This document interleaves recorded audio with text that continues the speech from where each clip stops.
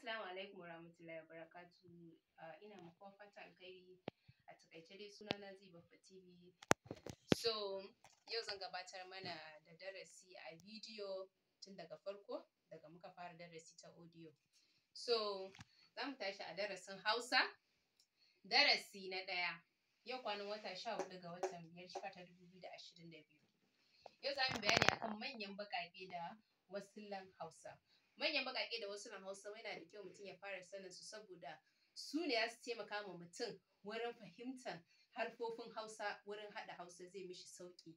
Saboda sai mutum ya fara da manyan baƙaƙe kafin ya zo su a, i, o, u, da su sauransu. So za mu bayani akan manyan baƙaƙe da kuma ƙananan baƙaƙe. Kun fahimta?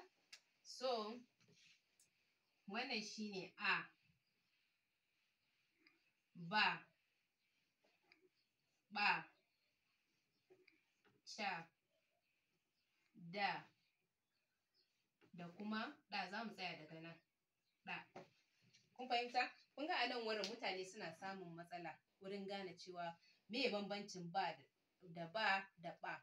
To bambancin sa nan shine duk sanda kuka ga wannan ana ce mishi ba, za ku gan shi ba shi da wani kalmasa a saman shi. Haka yake. Shine ake ce ma ba. Wannan kuma za ku ga an yi mishi kalmasa. Duk inda ku gan shi shine ake kira da ba a Hausance. Ko a ƙaramin shi ko a babban shi duk inda yake da kalmasa haka to shine ɓa. Ba, ɓa. Ku gane bambanci saboda mutane suna confuse akan nan. Nan kuma aka ce da, aka ce ɗa. To meye bambancin su? Wannan bai da kalmasa shine ake ce ma da. Wannan kuma yana da kalmasa ana ce mishi ɗa. Za ku iya yin haka. Kun fahimta? Yana da kalmasa shine ake ce ma ɗa. So kun fahimta?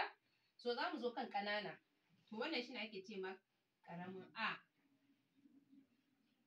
ba,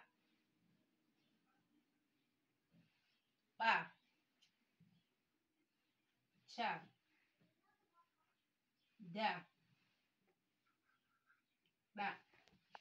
A, ba, ɓa, ca, da, ɗa. Kowanne yana da ƙaramin shi. Wannan shine ƙaramin a. Dina ku ga wannan a ne, wannan ma a ne. Duk sunan yadda ake faɗan su iri ɗaya ne.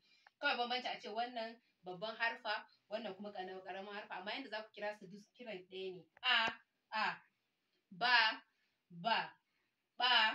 ɓa, ca, da, ɗa.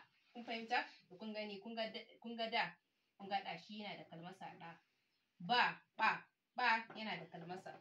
To ku bambance saboda kuna samun matsala kuka ce meye bambancin ba da ɓa. To bambancin su shine wannan kalmasa. So za mu tsaya daga nan sai sati mai zuwa insha Allahu. Za mu ci gaba daga inda muka tsaya. Za kuma mu bada misalai. Za mu bada misalan su. Kowanne za mu bada misalan shi. Ka ci gaba da kasancewa da tashar Zibaffa TV ko da yaushe. Na gode.